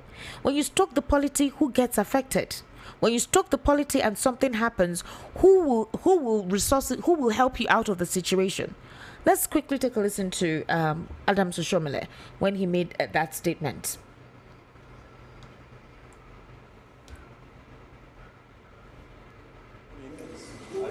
They use choppers. They procure arms exactly the same way as our military were doing in the South. They give them arms. They use choppers to come and cut away the gold. And they take them out of this country and make billions of US dollars. And the federal government is not doing what it should be doing. I took this letter to the former president when I was national chairman of APC. And I said, call the general to give you more brief. In fact, what is happening, or what subsequently happened in that part of the country, was exactly what the general told me was going to happen. Because these guys have been weaponized by the illegal big men who deploy them, secure territories, and the weapon is meant to protect the Chinese and other foreigners who they actually employ to carry out the mining. And on occasion, they use the same weapon to carry out banditry, kidnapping, and all of the terrible things that are going on. Chief of Committee Chairman of Defense Staff, tell the defense I said so. That some retired military officers, army officers are involved in it. The day we can't tell the truth, this country cannot flourish. We can't change our, when it affects our people, we are at our best. We talk strong. Some other people appear to be above the law. That is what is going on with solid mineral. It is not that we don't know where it is. We have a whole survey of where we have what across the length and breadth of Nigeria. We also know, everybody complaining about certain people from certain nationalities. How they got here, even as we are talking now, they are doing those illegal mining. And those guys are getting richer when Nigeria State is getting poorer. But we carry the consequences of banditry, kidnapping, and that thing, which these on illegal armed men, which they equip. Sir, who can afford to buy a chopper to land in an illegal mining site, cut away gold, return to Sediti, and then on the way to airport, bam, take them out of the country? This is happening. So I agree with you, but my position is that we shouldn't, as senators, be lamenting. As senators, we should fix the problem. We should tell the executive, you must deploy exactly the same force that you deploy against illegal oil bunkering. That same force should be deployed to deal with criminals who are money. When I say criminal, it can be a retired general, it can be a retired permanent secretary, it can be a retired trade unionist or a retired labor leader. Whoever is involved, they should be dealt with. Let Nigeria see that we are not condoning this. We are not lamenting what is going on.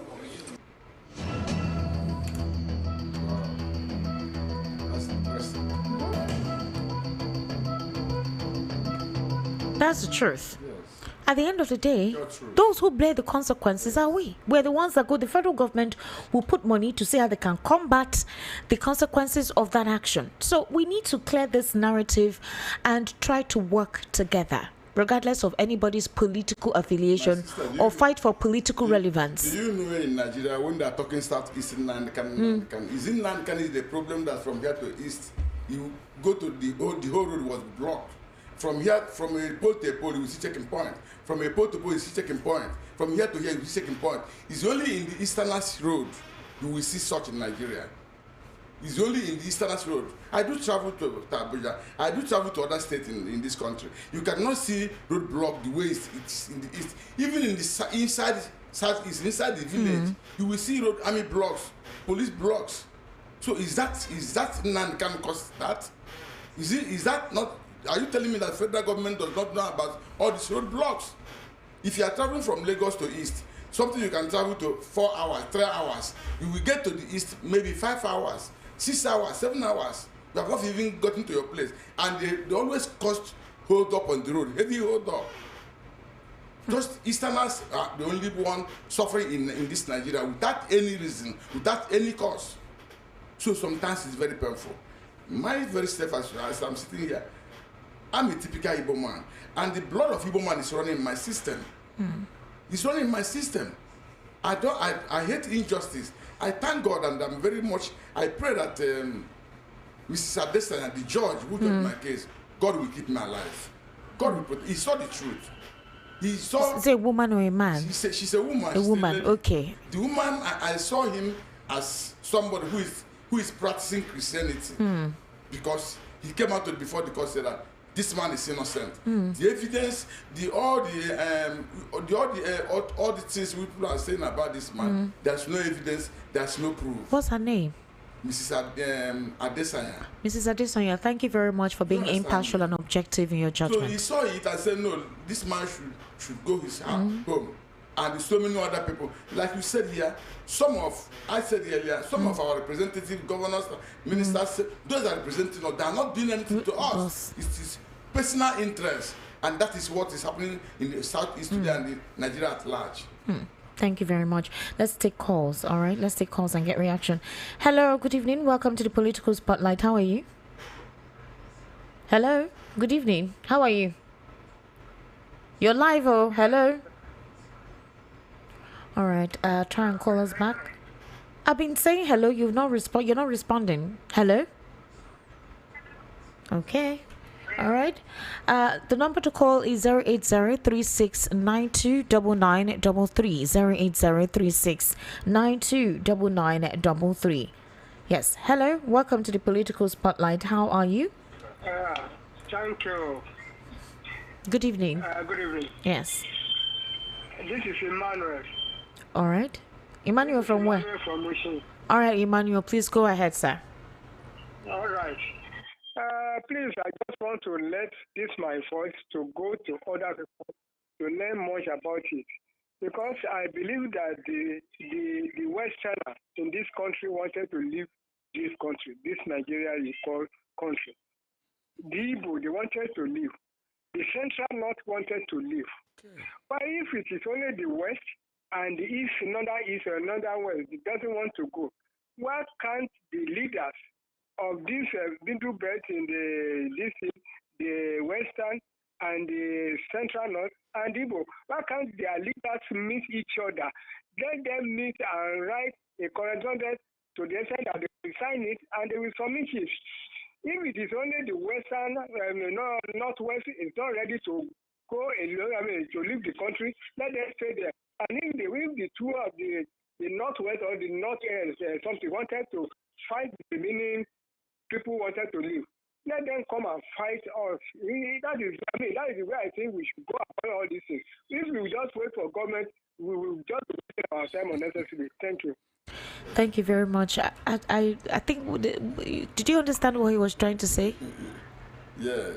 The only thing I can say at this moment is that we must all have to work together now. Together. We've already been able, we've intermarried, all right? Yeah. We've really mingled into each other's tribes. So Nigeria has to forge ahead. Like the president said, they cannot tolerate any form of divisiveness. And that's basically what we have to work towards.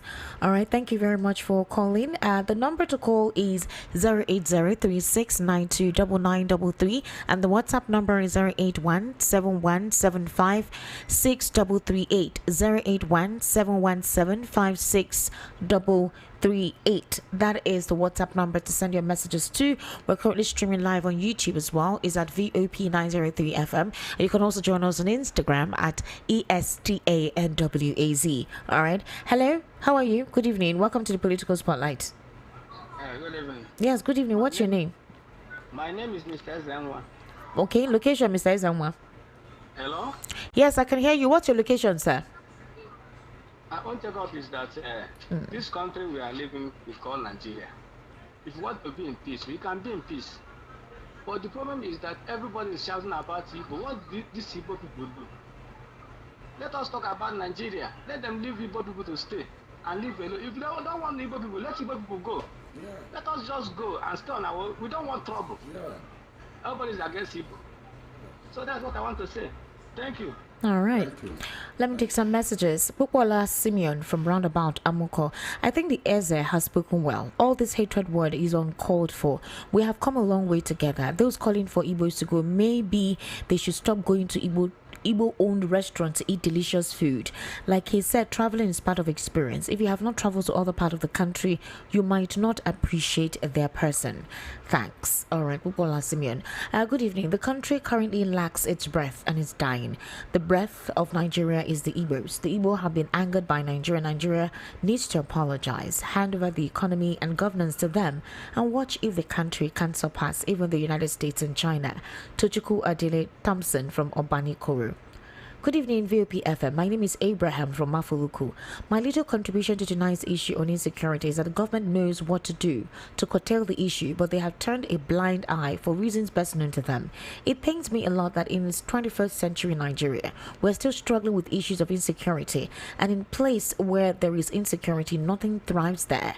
The issue of insecurity has eaten up the whole nation that we all now live on daily basis looking over our shoulders.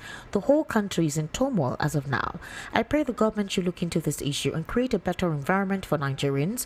Good minds and brains are being lost every day all over the country to insecurity issues, and it pains me. God bless VUP and the Federal Republic of Nigeria. Thank you very much. This is beautiful. Good evening. I am not Igbo. I hail from Edo State. Thanks, Grandma Maggie Odibo. Oh, all right, Grandma. Thank you for calling. This is quite long. I am deeply concerned, all right, that this program is gradually demonstrating insensitivity towards ethnic and tribal issues. As a guest and the presenter on the national radio, I urge you to consider the vast audience listening to your words. All right, let's try to strive for unity and understanding rather than perpetuating division. Abidin from Bagada. All right, the Igbos have a legitimate grievance, but they struggle to navigate Nigeria's complex political landscape. My sincere advice to them is to move beyond ethnic and tribal politics. Instead, they should fully immerse themselves. Nigeria is better for everybody. Any region of this country that is affected affects every other region. It doesn't just affect that particular region. The insecurity in the north is affecting the entire federation. The insecurity in the southeast is affecting the entire federation. So when certain persons are trying to stoke the polity because of their political affiliation, and you don't call it out and think, oh, it's just social media banter. This is how it started at the time that caused the war too. So we need to douse all of this narrative and promote more of unity, and that's what we are doing. Secondly, Ezendibo is here to discuss and tell us his experience and obviously give us his own experiences, behind the scenes, what he has seen based on the issues they were discussing on the polity. So Abidin from Bagada, I hope I've been able to bring you back to the reason for this conversation, and thank you for the advice to the Igbos in terms of having to immerse themselves, all right, so that they're able to embrace every other region if they intend to have a lead. Okay, let's take calls. Right. Hello, good evening, welcome to the Political Spotlight. How are you? Hello, good evening. Yes, good evening, sir. What's your name? Hello, sir. Are you on speaker? Are you on speaker? Please turn off your radio. Okay, I've done that. No, I can hear the feedback. Turn it off, or you move away from your radio set. Hello, good evening. Yes, good evening. What's your name? Yes, I want to talk about the insecurity we are having today. Today, everybody is talking about insecurity. The insecurity comes from the north. When I could remember in 2011, when President Jonathan wanted to declare second, he wanted to, because it's a state of insecurity in Borno State, Maiduguri. I remember that Tambuwa vividly told him that, look, he went to that Surok and told him that, look, we cannot be declaring this place a state of emergency. Yes. But he forgot to understand that the chief who needed to battle these guys and keep them on the ground and settle these things once and for all. Let me also tell that the moment Tambua removed, the Northerners also planned with an Australian agent to indict Njirika that he was the one killing the North. The moment the president then, Jonathan, received this information, he decided to pull out, to withdraw Njirika from the system. The moment Njirika was withdrawn, these guys start rampaging the whole North, meaning that there's somebody who is taking advantage of this to reach himself. The Northerners should ask themselves a question. And also, let me come to the Igbos as well. I am an Igbo man, quite all right. But we are not doing the right thing in the state. We have come to see that these people no longer need our stays in this city. They don't need your stay. What we should be thinking about now is to go home and start planning. After all, you took the children of Israel quite a long time in the land of Israel, Egypt. But comes a time they have to liberate themselves. If Joshua or Moses did not fight for the cause, why he killed one of the Egyptians, I don't think the children of Israel would have been free from the land of Egypt. The Igbo should go back home and take the bull by the horn. Talk to their leaders. Make sure we don't need these people to ask us to go. Let us start going home and plant our future in our village. Plant it in our state. By the time we plant it, Lagos, nobody will be asking you to go because already you are gone. They understand that you are gone. That is my little contribution on this show. Thank you very much. Thank you very much. Aptly spoken. Aptly right. Yeah. All right. The number to call is 080-3692-9933. Hello. Good evening. How are you? Welcome to the Political Spotlight. What's your name? All right, that's a drop call. And you can actually send more messages. Let's take your messages on WhatsApp. Okay. Thank you very much. This is from Abidin from Bagada, right? Thank you, Abidin. Good evening, my dear Esther. Why Eastern governors are silent is because they're under control by federal government. From Prophet Austin Chooks, Agbando Ija in Lagos. All right, okay. Okay, it's Esther that's in the studio today. All right, Una, well done for the studio. To be honest, we the youth of this country, we're tired. We don't have any voice in this country again. All this corruption of a thing started like a joke and now it's turning into something serious. I thought these elderly persons on seat are full of wisdom and are supposed to direct us rightly, but instead they are the ones spoiling the country. And sometimes I feel like we aren't helping out. I'm a young girl of 18 years battling with PCOS. I have gone to countless government hospitals.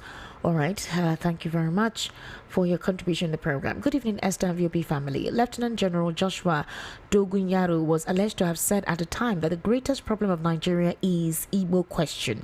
If there is agreement that Nigeria, the Igbos cannot lead, why then did OBJ spend all his strength and resources pushing for Peter Obi's presidential candidacy? Esther, you can't use the performance of the Southeast governors to benchmark the capacity of Igbos in presidency. Remember the kind of presidency we run. Did Igbos vote Hope Uzodimma? Remember the whole security in the Southeast started from Imo State. Okay, the whole insecurity in the Southeast started from Imo State. May God save our land. Amici from Mafuluku. Hi Esther, kudos to you all at VOP. I think the Igbos in Lagos came too open and confrontational in Lagos politics. Politics play dirty in Nigeria today. Recall how Tinubu was abused by people, including some Yorubas. They, Igbos, should emulate the Hausas in Lagos that often go noiseless during elections here. Nigeria is not ideally one yet. So long as we still operate indigenship rule, that is indigenship rule, I would advise the Eze and other leaderships to play Lagos politics wisely to save their business. And Benga Ola from Fade. Eze, what do you think with this advice? I think it's the best advice. Come closer to the mic. The advice is nice. So would you believe that the Igbos too are very confrontational? They're too open with their thoughts. No, listen. To me, I as a Frederick Nwajagu as an Igbo of Ajawa State.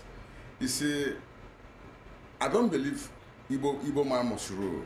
Okay. I don't believe someone must be ruled. What we needed in this country, a very good leader. Exactly. Not a ruler. Not a ruler or any indigenship. If by the time a fearful of God person came out to lead Nigeria, that is what we need. Whether you are Yoruba, whether you are Hausa, whether you are Igbo, we need a good person that will have fear of God. Okay. Because if a reasonable person who can reason that I am a leader, You lead well. People will emulate you. People will be happy with you. You will see that, for instance, a bag of rice, 100,000. It's not everybody can afford it. All right. But if a nice person who is a fair person that fear God, who respect God, who thought about human being, he will make sure that everybody is at least living by feeding. All right. Each family can take care of themselves. But the problem is that politicians has hijacked every system. Do you understand me? So my own understanding, I believe in a good person to rule Nigeria. All right. Because it's not a must that an Igbo man will go there and do fine. All right. Okay. Do you understand? For instance, what is happening in the East? Don't we have leaders in the East? Exactly. We have them now. We have governors. We have people that represent Easterners, but are they doing well in their place, in their own state?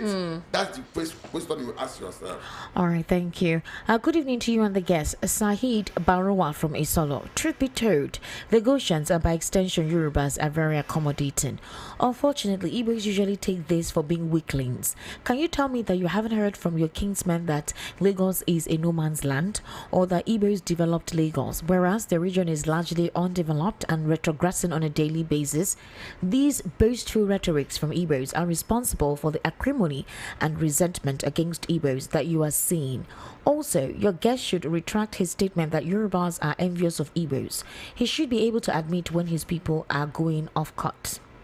All right, I think you just reprimanded some Igbo leaders right now as to their selfishness in handling things in the polity. Thank you very much. What's your name again? Let me check your name. Sahi Barawa. Thank you very much, Sahi Barawa, for your message. Good evening, Sister Esther and the guest. When Boko Haram started disturbing the Igbos in the north some time ago, I was in that north that time. So some of the Igbos that were friends to my elder brother later decided to sell their houses when the whole thing was totally getting out of hands then. So as the Northerners noticed what was happening, that the Igbos are really selling their properties in order to move away, they started pricing the whole building of millions, about 200 to 250k then. Sure. So I'm also thinking that such a thing is also what some of the Yorubas are waiting for in this Lagos. Now, wow. That's true. Hey? I cannot authenticate this, so I can't authenticate this. Bonsoir, Esther Nwajagu, and please read my message. As far as Nigeria is concerned, Igbos are not among, because after the war, Obasanjo, Buhari, Awolowo, and others in Southwest and Northerners vowed, signed it, and took the oath that no Igbo person will rule. So let them allow Igbos to go. Is that narrative true? I don't want to believe. I don't want to believe in that narrative. It's possible. Look at what is happening now. They never allow an Igbo man to be there for any reason. So it is possible. Any atom of truth, there must be any atom of life, there must be truth there. Because I don't know why they never allow Igbo man to get on that seat. All right. Good evening, Esther Nwajagu. Believe it or not, the Igbo is the only tribe that believes in one Nigeria. That's the naked truth. Despite this, they are mistreated by the government. Sure. Whoever God blesses is blessed. Nothing can take away that. All right. This is Rufus from Ifako. Well done, Rufus. Good evening, Esther and Ohanez and our Eze. Chief Emeka Anyoku's wife is Yoruba. General Ike Nwachukwu's wife is Yoruba. Charles from Festac. All right. Thank you very much, Charles. This person said, please, Igbo should not beg Nigerian government to release Nnamdi Kanu. Igbo should tell government to when you write, please write in such a way that everyone would understand. Okay? All right. Thank you very much. Good evening, Esther. I am engineer Olasukomi Adefuye, also known as Mr. Lasso from Ijesha Tedo Mushi. You, the speaker that ended speech now, has said the truth. The only way I can suggest to handle all this criminal is if government itself are not a culprit in it. They should borrow ideas of late General Tunde Idiagbon that whoever is caught with proof involved in criminality should not hide. All right, and justice should be meted out on them. For Nnamdi Kanu's issue, government is not sincere, just taking his side. But one day is one day, he'll be released. All right. Okay. If people have a sane mind, maybe the term insecurity would only be mentioned. Insecurity has to do with not making people go into violence. Looking further, people keep looking up to the government, but they forget that they have a job already and are alive. That alone should be enough to show love to the community. I feel if people are ungrateful at most, and everyone cannot be the same. Okay. You did not tell me your name. Good evening, Esther Nwajagu. The insecurity in Nigeria today is man-made. Government knows about it, according to the former Nigerian president, Samuel Ofobusi Oji from Ajegunle, Apapa, Lagos. Okay. All right, Ugo from Ajegunle, please, Lagos State Traffic Management should start taking the arrest of people who always drive on the highway at night without headlight on. Even the police should take this arrest serious. And for people doing so at 7 p.m., your headlight is not on. Are you not evil? Please put on your headlight when you're on the highway. All right, it's very, very important. You can cause a serious accident.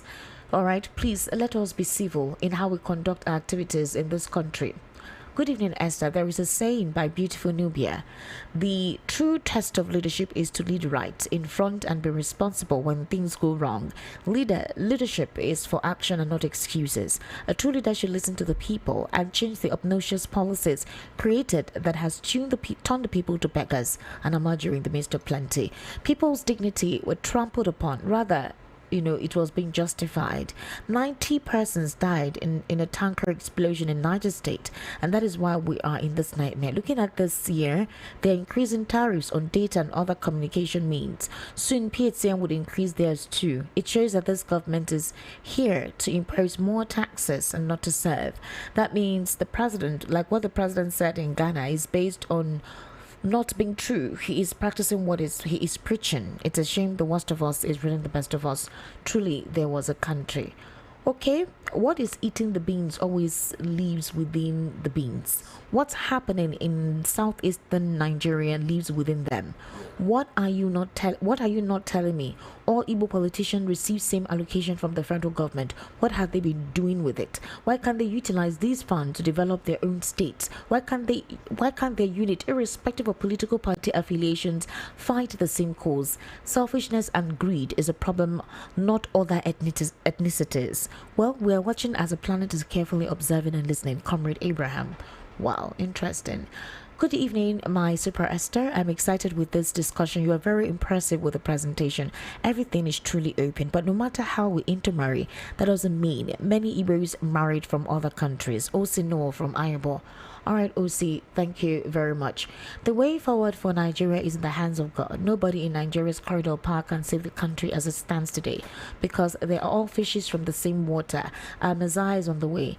As for Igbos, it is time to go home and rebuild what the enemies have destroyed. Congratulations to Ezendibo of Ajao for his victorious release. I'm glad to hear your voice on radio, sir. Well done, Esther. Victor from Ojo. Well done, Victor. Thank you for your message. Hello, good evening. Welcome to the Political Spotlight. How are you? Hello? Hello? John Paul, are you on speaker? Please turn off the speaker, please. Turn it off. Okay. All right. Yes, go ahead. Huh? Go ahead, John Paul. Okay. For this man for the meaning of Naira is not, say again, the one the way one man, this man way. The meaning of what, please? The meaning of what? Meaning of Naira is not allow Igbo. Sentiments do not have facts, did not have headlights, and he's over speeding. The road safety needs to do something about it. This is dangerous. All right, Esther, you didn't read my message. How many times have you invited a Hausa analyst or person from other region? Okay, it's always Igbo. All right, sorry about that. Okay, we invite other people. If you listen to all our other programs, all right. Good evening, Esther. Governor is doing well. Not well enough. To the Easterners. To his region. To the Easterners. Why? Whether it's from with the Enugu State, the Anambra State. Because so many in those areas, a lot of killings goes on. So many Fulanis and claiming whatever they are not. Doing so many evils. Do you understand? Are you talking of Peter Mba of Enugu State? I'm talking about the fact that we have some Southeastern governors that are doing quite